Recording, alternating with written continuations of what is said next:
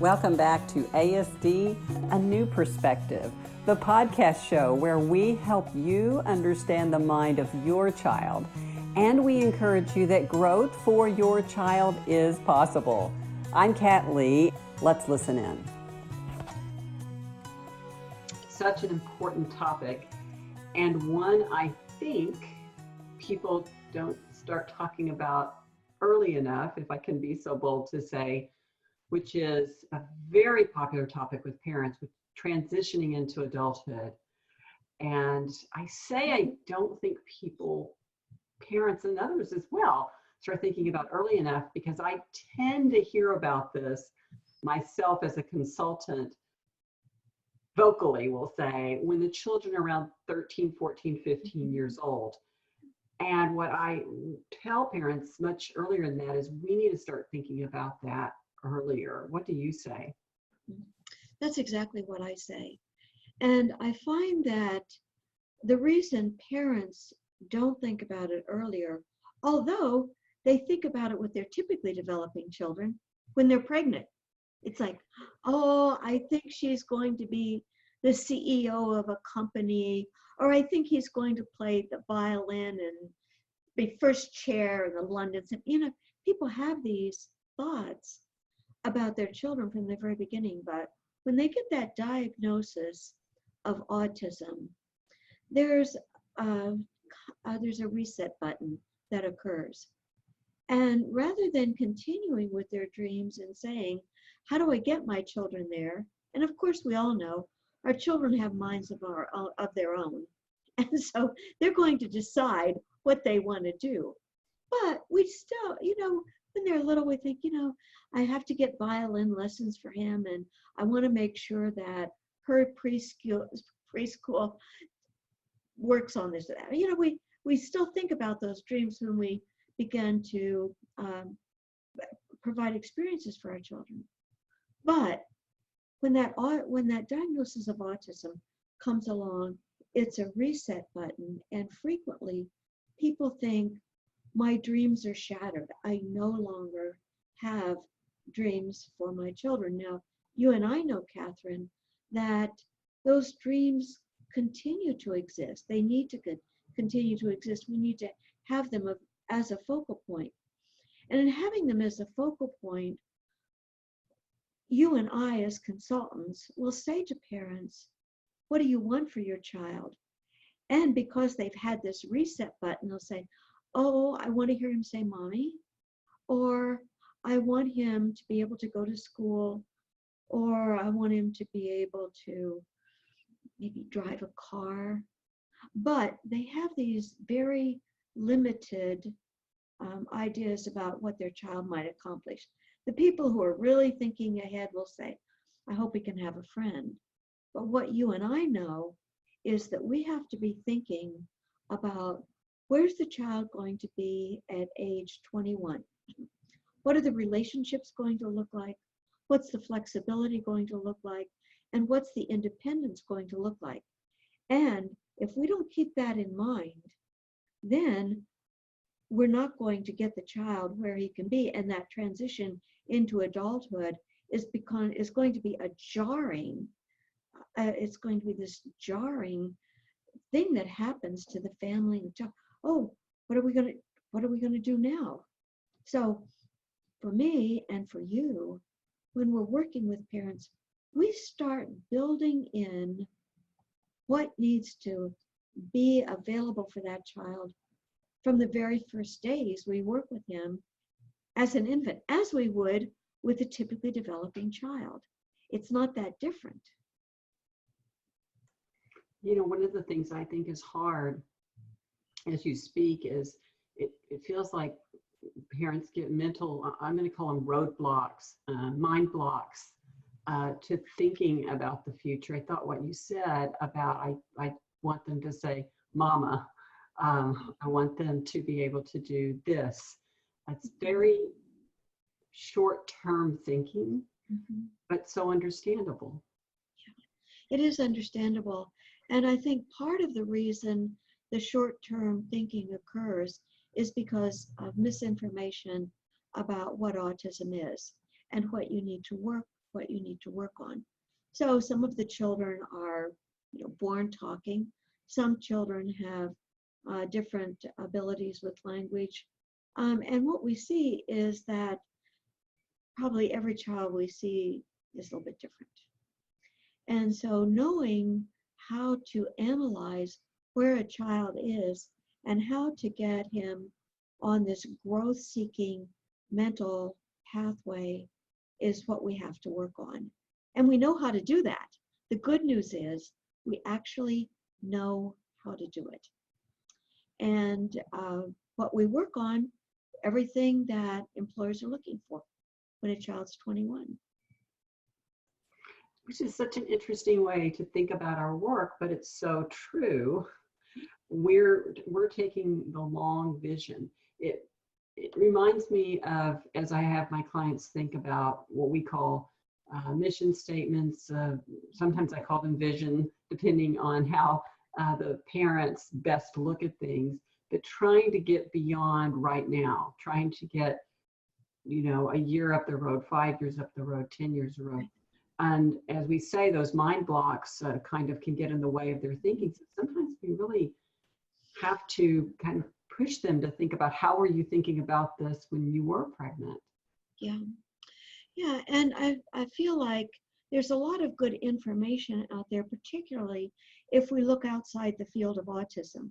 Now, you know that Steve and I look at all of the research on autism. We're always wanting to understand it better, and we want to make sure that what we are working with parents lines up with the most recent research. But sometimes if you step outside the field of autism, you will come up with goals that are the most important goals to be thinking about. And I was just writing a paper on this, so I have it in front of me. It's funny that we should be talking about it today. But when we look at what employers expect of people in the 21st century, there are a list of 6 simple things that show up over and over and over again. Whether you're looking at a university site, whether you're looking at government statistics, whether you're looking at employment boards in the state of Texas or in Singapore, they're all saying the same thing. They're saying that they want people to be able to communicate. And it's so important for us to zero in on what communication means, because if we don't, we can fall back into, for particularly nonverbal children, let's teach him to ask for a cookie.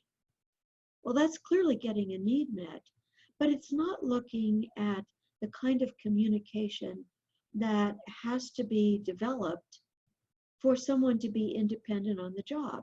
So I've got my notes right here. I'm actually going to look at them. The person has to be able to read and understand information that's presented in a variety of forms, has to be able to write and to speak so others pay attention. And I'm thinking about that famous video we've all looked at now, which is Jay's story. And in that, his father says, if he can't communicate, it doesn't matter if he's as smart as Einstein and has the cure for cancer. If he can't communicate, it will go unnoticed. Won't have anything to contribute. Another thing is listening and asking questions to understand and appreciate the points of views of others. So when I hear you talk, say, let me clarify that. I'm not sure exactly what you mean. Think about what it takes to be able to ask that question. I know what I don't know. And we often ask that, do you know what you don't know? Because sometimes we think we know everything. And it's why Steve and I continue to look at the research in autism. What don't we know? What are the questions we need to continue to ask? And to be able to share information in a variety of formats. Maybe I'll share information with you with the graph I've created. Maybe I'll share information with you of something I've read. um, maybe I'll pull something off of the internet and share it with you, but I'm not going to come in and just talk at you. I realize that communication is more than that. And that's what employers are saying they're looking for in the 21st century. We begin to do that at the very beginning with our children because we work on the communication skills. The first thing we do is we teach people to communicate without talking. And then we introduce the language later because we know that the nonverbal communication is 80 to 90% of what's being understood and how to create understanding. So that's the first thing. It's just amazing because as you were talking about all that communication, I was thinking about how everything you were saying was thinking about what your partner at work would need you to be thinking about for them. It's so much about thinking about the other person so you can work together. And as you say, these are just companies and what they're looking for. And we start with thinking about this right from the very beginning, whatever age, it doesn't matter. That is the first thing we start looking at. And I think it might surprise parents to know that if a 16-year-old comes in we no longer use the term Asperger's, but if a 16-year-old comes in with a lot of language, we still think about communication and how we're going to develop that broadband communication so that in just a few years, it's going to be employable, it's going to be independent, it's going to be able to live on its own. Well, as always, I think our message is so hopeful because here we are starting at wherever the individual child or young adult is, and we're starting with communication, the biggie for any work that you want to do today. And I just want to leave parents with a sense of hope as they think about transitioning to, number one, think about it early. And then number two, know that they can still have those dreams that they had. That is so important.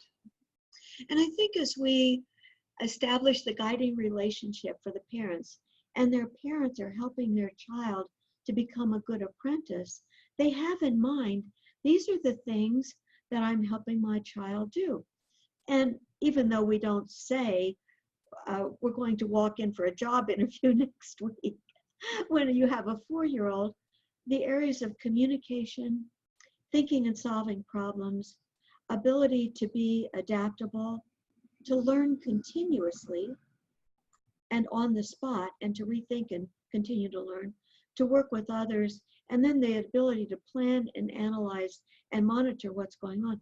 These are the things, Catherine, that you and I use to give hope to parents. And it's also the way that we keep them on track for that end product, which is what are your child's relationships going to be like, and what's your child's level of independence going to be? Because we know if the child can do these and do them almost the way you and I do them thoughtlessly, because it's like second nature, we're going to get where we want to get. Thank you for joining us for ASD, A New Perspective, the podcast show where we help you understand what is going on in the mind of your child. And we encourage you that growth for your child is possible. I'm Kat Lee. See you next time.